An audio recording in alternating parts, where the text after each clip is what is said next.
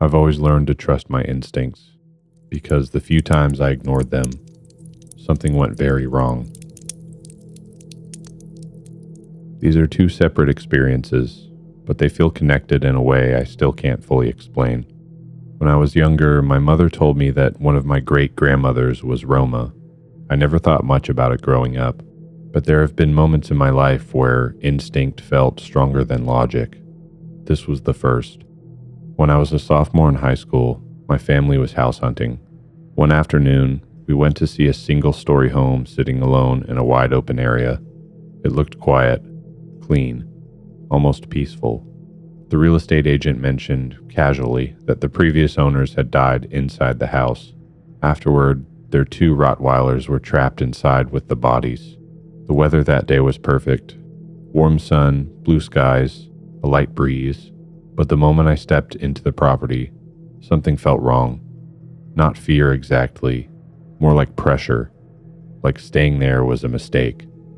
As we walked through the yard and around the house, that feeling grew heavier. My chest felt tight. My hands started shaking. I couldn't explain it, but I knew we needed to leave. When I finally convinced my parents to go, I was barely holding myself together. By the time we got into the car, I started crying. My dad yelled at me to calm down. My mom yelled at him to stop yelling at me. And my sister and my best friend were both shaken too. I don't remember much of the argument. I only remember wanting to get away from that house as fast as possible. I never looked back. I still hope I never see that place again. The second incident happened when I was 19. My mom and I were driving to an electronics store so I could buy a laptop that I'd been saving up for. As we drove, we noticed a couple standing on the side of the road. The man was leaning against a telephone pole, barely able to stand, and the woman was trying to hold him upright while calling out for help. I looked at my mom, and she looked at me. "Do we help them?" I asked. "When you and I get the same feeling," she said, "we should." So we pulled over. I got out and asked if they needed a ride. They said yes. I went to clear out the back seat of our car, which used to be a police vehicle. While I was doing that, something stood out to me. During my senior year of high school, I had taken a criminal justice course. I had learned how intoxicated people usually behave. Slurred speech, confusion, the smell. The man had none of that. He was unsteady, but his speech was clear. Too clear. As I walked back toward them to help, I heard them laughing. That was when the feeling came back, stronger than before. Immediate. Overwhelming. Something was very wrong. The woman asked us to move the car closer to the street. I got back into the passenger seat to tell my mom. As she started to pull forward, my body began shaking uncontrollably. I felt sick. I started crying without really knowing why. Every instinct in me was screaming to leave. My mom looked at me and asked me if I still wanted to help them. I told her no. I usually feel guilty when I can't help someone, but this time I didn't care. My mom called the police and asked them to check on the couple. Then we took off. We accidentally drove the wrong way and had to circle back past the end of the street a few minutes later. When I looked out the window, they were gone. The detour took maybe 10 minutes. There was no way they should have been able to leave that quickly, especially if the man was as unstable as he appeared. They didn't smell like alcohol. They didn't act intoxicated. And when we came back, they were just gone. I don't know who they were. I don't know what they wanted. But I know the same instinct warned me in both these situations, years apart. Whatever it is in your gut that tells you something's wrong, listen to it. I've camped hundreds of times in my life, and that was the only night I ever truly believed something didn't want us there. My girlfriend and I had been planning this camping trip for weeks. A long weekend, just the two of us, out at a state forest about 2 hours from home. We'd camped there before without any issues. It was a familiar spot, quiet and well-maintained, with designated sites spread far enough apart that you rarely heard other campers. We arrived on a Friday afternoon and set up at Site 12, right at the edge of a large clearing with a fire pit and a wooden picnic table. The weather was perfect. Clear skies, cool air, no wind. We put up our tent, started a fire, and we cooked dinner as the sun went down. Around 9 p.m., A park ranger drove past in his truck and stopped to check our permit. We got to talking, and he mentioned that Site 12 hadn't been used in almost 2 years. He said most campers preferred the sites closer to the lake. He didn't say why people avoided this one specifically, and I didn't think to ask. We went to bed around 11 p.m., and I fell asleep quickly. I woke up at 1 a.m., and I couldn't tell you why. No sound, no movement, nothing obvious. I just opened my eyes and was completely awake, the way you sometimes get when something pulls you out of a deep sleep without announcing itself, like some kind of instinct. I laid still and I listened. The forest was quiet. It was too quiet. No crickets, no wind through the leaves, no distant animal sounds, just a flat, heavy silence that felt less like peace and more like everything around us had stopped breathing. Then my girlfriend grabbed my arm. She was already awake, and she said she'd been awake for a while.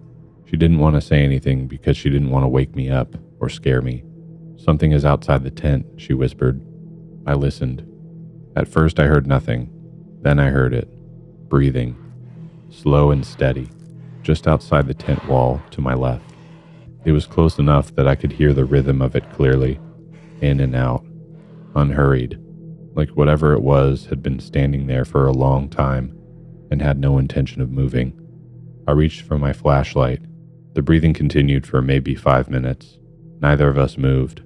Neither of us spoke. We just laid there and listened to something stand outside our tent in the dark and breathe. Then it stopped. Not gradually. Not fading as something walked away. It just stopped. One breath, then nothing. Complete silence again. I unzipped the tent slowly and shined my flashlight out across the campsite. The fire had burned down to embers, and the picnic table was empty. The clearing around us was still. Nothing was there.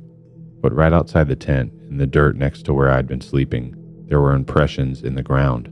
Not footprints exactly, more like 2 long, narrow depressions side by side, as if something had been standing there for a long time and the weight of it slowly pressed down into the earth.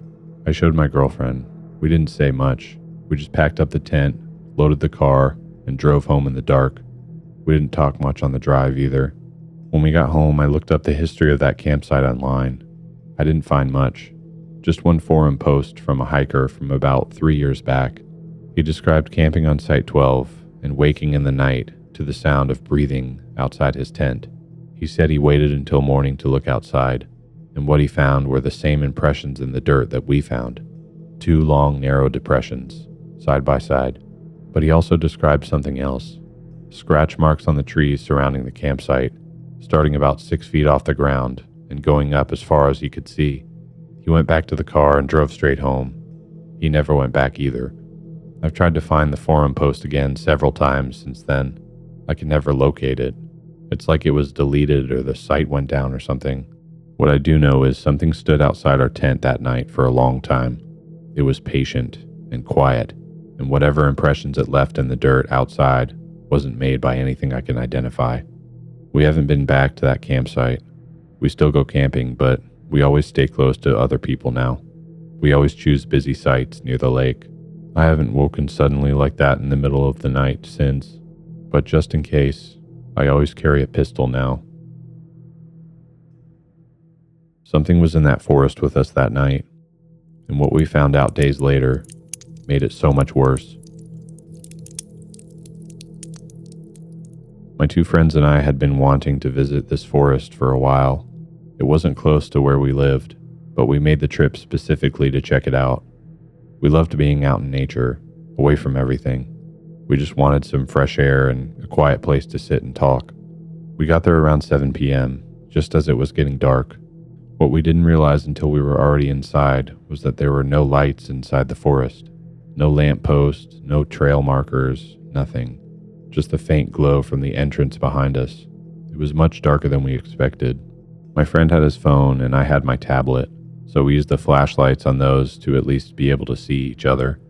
We found a thick tree near the middle of the forest, wide enough for all 3 of us to lean against comfortably. We sat down, smoked a few cigarettes, and we started talking. For the first hour, it was exactly what we came for.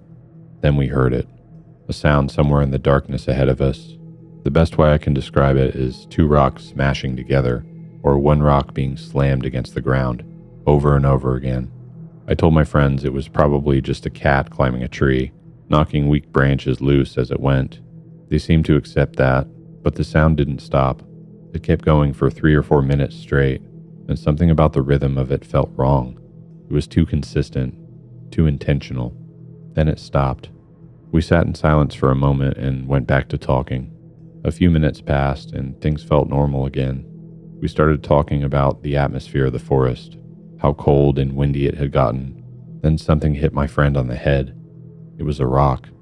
He looked up but couldn't see anything in the darkness above us. Before any of us could say anything, a large branch broke away from the tree above us and landed hard across my lap. I jumped up, heart pounding.